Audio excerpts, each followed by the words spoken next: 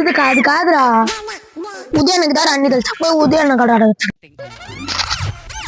సరే రాపోవచ్చు.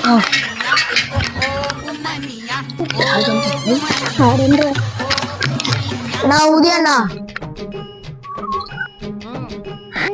ఒక డౌట్ డౌటా?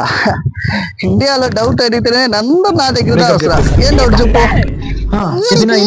ఎందుకన్నా ఊటీ అని పేరు వచ్చిందా? ఇప్పుడు తెలియాలనా? రే, ఊటికి ఎందుకు ఆ పేరు వచ్చిందంటే 300 సంవత్సరాల ముందు ఇంగ్లీష్ వాళ్ళు నిందనమాట ఇక్కడ.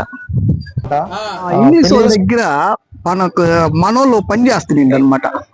మనోళ్ళు పని చేసినప్పుడు ఆ ఇంగ్లీష్ ఆయన టీ అడిగింది అనమాట. ఓకేనా?